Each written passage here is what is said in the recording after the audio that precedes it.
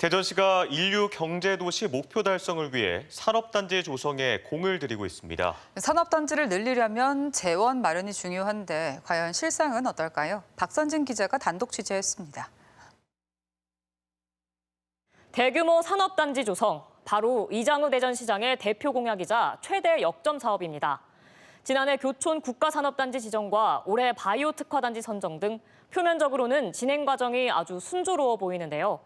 하지만 산단에 조성하려면 든든한 재원이 중요해서 대전시는 향후 5년간 도시공사에 6,300억을 출자하겠다고 밝힌 바 있습니다.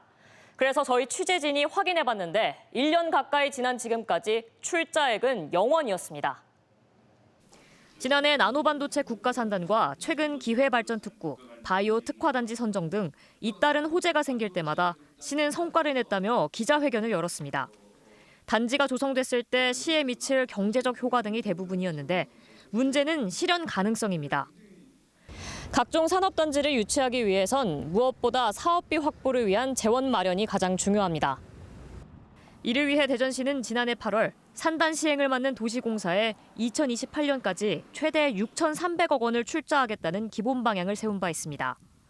지방공사체 발행기준상 자본금의 3배까지 공사체를 발행할 수 있는 도시공사가 산단에 적극 투자할 수 있도록 4,900억 수준인 자본금 규모를 2배 이상 늘린다는 겁니다.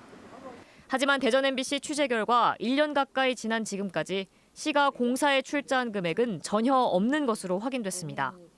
시는 원래 올해부터 출자를 시작할 계획이었고 상반기에 현물 출자 계획은 있었지만 지방공사체 발행 기준이 상향되는 등 상황이 변해 계획도 수정됐다고 해명했습니다.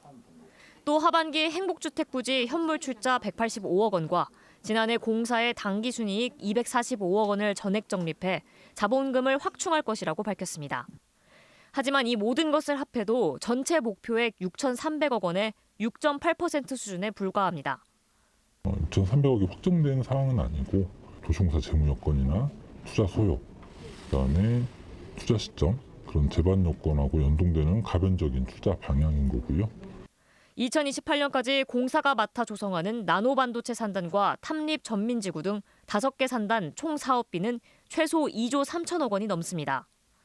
목표 사업을 모두 진행한다고 가정할 때 출자가 제대로 진행되지 않는다면 공사의 부채 상황 등을 고려하면 최소 1조 원 넘는 사업비가 부족하게 될 가능성이 있는 겁니다.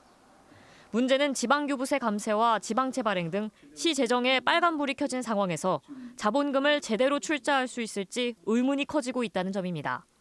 트램으로 인해서 대전시가 재정을 압박받고 있고 또 지방채 발행을 3천억 이상을 매년 또 계획을 하고 있고 그래서 지금 현재 이대로 진행한다라면 산업단지 조성은 불가능하다. 대전시는 출자금 목표인 6,300억 원 규모는 토지와 건물 등 출자 가능 현물을 검토해 추산한 것이라면서도 부동산 투기 등 시장 경제 왜곡 가능성이 있어 세부 내용은 밝히기 어렵다고 해명했습니다. MBC 뉴스 박선진입니다.